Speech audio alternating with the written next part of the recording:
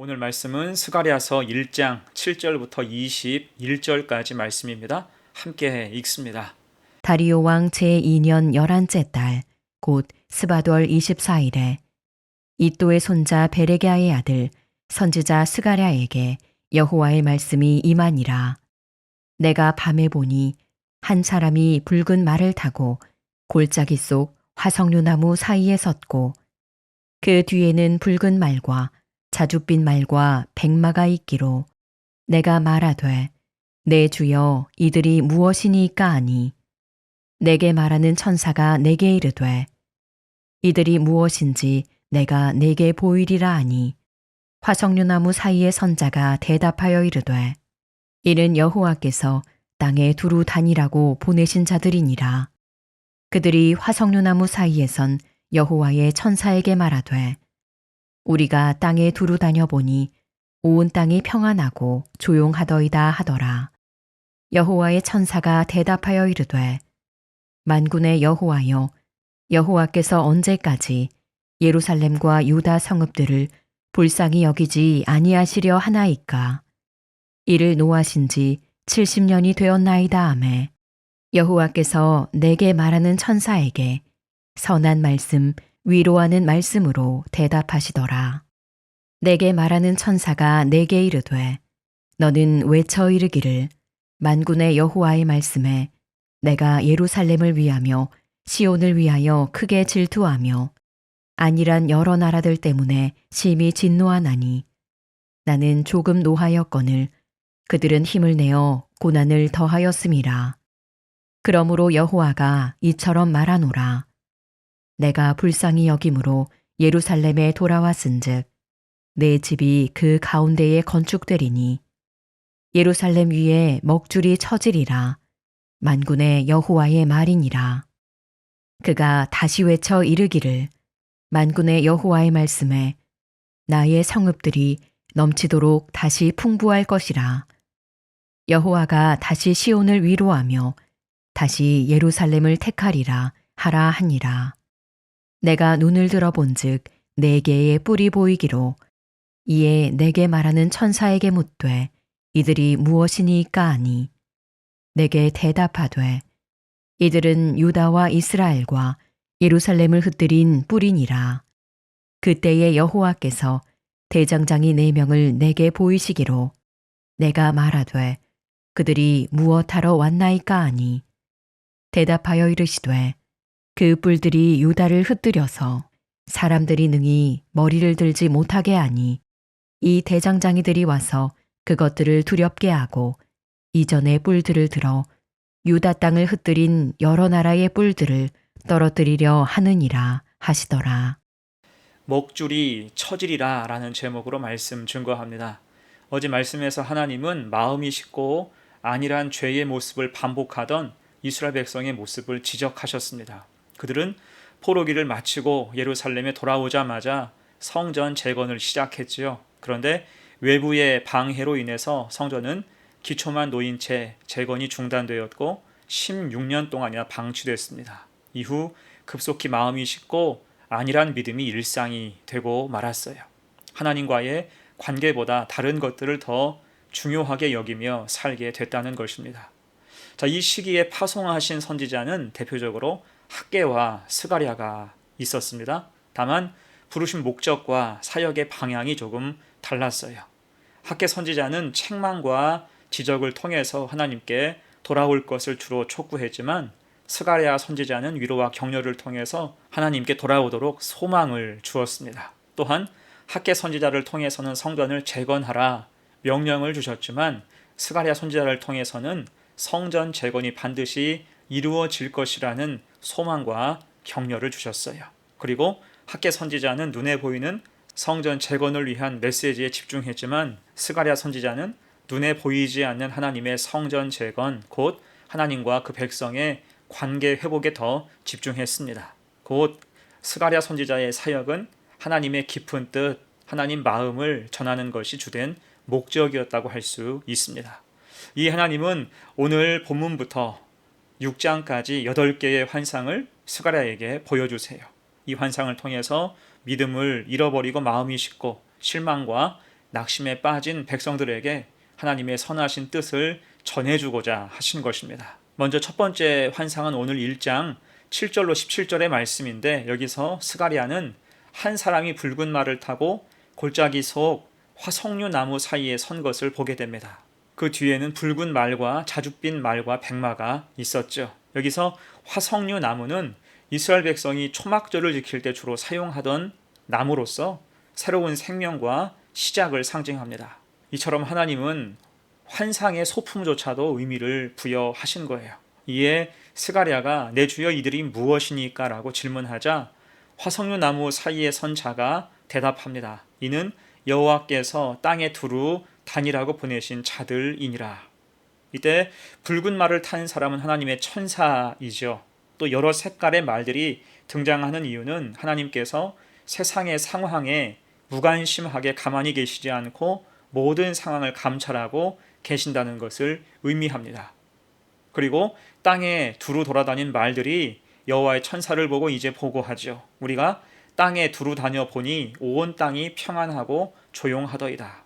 사실 이 말은 겉보기에 아무 문제가 없다는 뜻이 아니라 여전히 악이 득세하고 있다는 것입니다.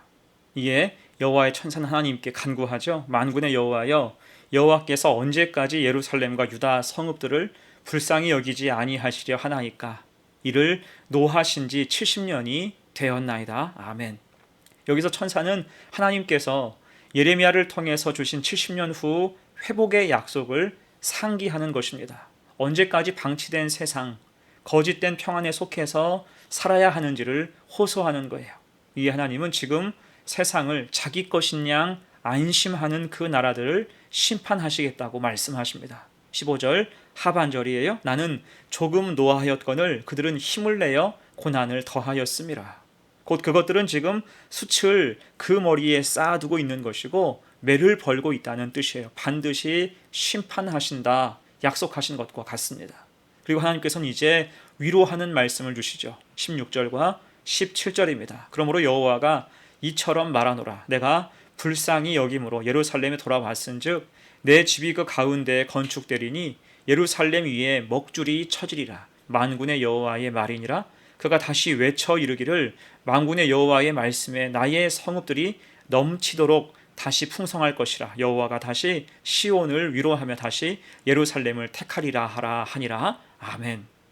이 말씀은 만군의 여호와의 말씀임을 연거푸 강조하고 있죠. 반드시 이루신다라는 뜻이에요. 또한 예루살렘에 대해서는 내 집, 나의 성읍, 하나님 소유가 됨을 말씀하시면서 먹줄이 쳐지리라. 곧 하나님께서 예루살렘을 다시 정확히 질서 있게 완전하게 세우시겠다고 약속하고 계십니다. 그리고 다시라는 말을 반복해서 사용하시죠. 다시 풍부할 것이라, 다시 위로하리라, 다시 택하리라. 반드시 은혜로 인도하실 것을 강조하고 약속하시는 것과 같습니다. 곧 여러분, 첫째 환상을 통해서 하나님이 주시고자 하신 의미가 무엇일까요? 하나님은 그 백성을 잊지 않으셨다는 거예요.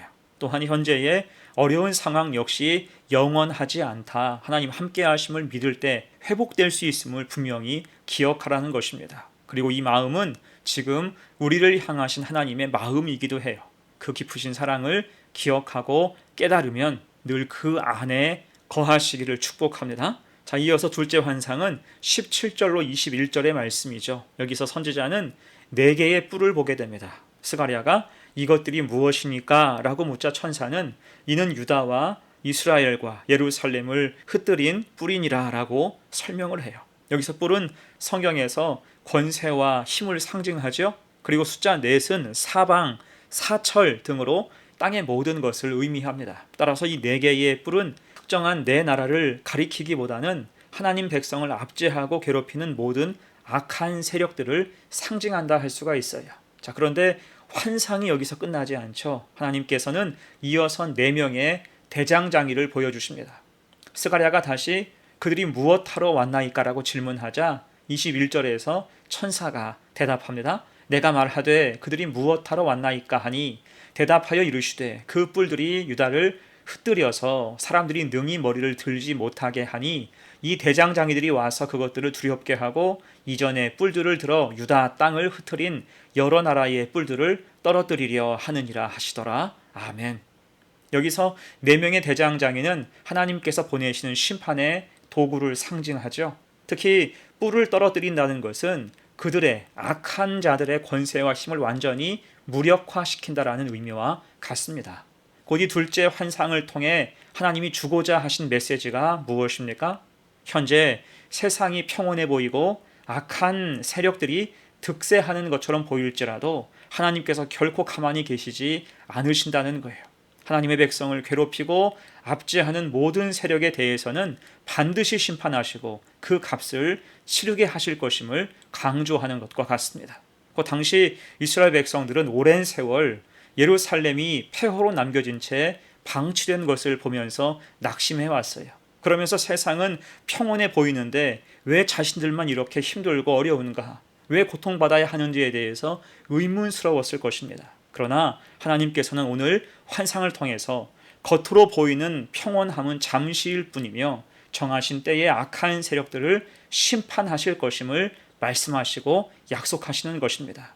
자, 이 사실을 기억하여서 오늘 우리 삶에도 적용해서 우리도 세상으로 흔들리지 말고 늘 신실하고 진실하게 약속을 붙들고 믿음 가지고 사는 복된 성도가 되시기를 축원합니다. 이제 말씀을 마무리합니다. 오늘 말씀을 통해서 하나님은 2가지 메시지를 그 백성에게 주셨습니다. 하나는 하나님이 그 백성을 잊지 않으셨다는 거예요. 당장 삶이 막막하고 세상이 불의로 가득한 것처럼 보일지라도 하나님은 일하시며 하나님이 정하신 때에 반드시 역사하심을 기억하라는 것입니다. 그리고 또 하나는 악한 세력에 대한 분명한 보응이 있다는 거예요. 우리의 모든 상황을 하나님은 감찰하고 계시며 정하신 때에 먹줄이 쳐지리라 모든 것을 회복하신다는 것입니다. 현재 어려움이 영원하지 않으며 하나님의 선하신 뜻 가운데 다시 일으켜 세워주신다는 거예요. 여러분, 그래서 역사의 참된 주인은 하나님이십니다. 하나님의 시간표 속에서 모든 게 이루어지며 성도는 합력하여 선을 이루어 갈 것입니다. 이 믿음을 가지고 오늘도 담대하게 살아갈 수 있는 성도가 되시기를 간절히 축원합니다. 아멘. 함께 기도합니다. 하나님 아버지, 현실의 어려움 속에서도 우리를 잊지 않으시고 돌보시는 하나님의 뜻을 알게 하옵소서. 하나님은 쉬지 않으심을 기억하게 하시고 함부로 낙심하지 않게 하옵소서. 그래서 먹줄이 쳐지리라고 하신 말씀처럼 우리의 삶 위에도 하나님의 계획과 회복이 온전히 이루어지게 하여 주옵소서. 악한 권세는 무너지고 하나님의 정의와 은혜가 이루어지게 하시며 주님의 때를 기다리되 지치지 않고 끝까지 신실하게 살아가는 복된 믿음의 사람들 되게 하옵소서. 감사드리며 예수님의 이름으로 기도합니다. 아멘.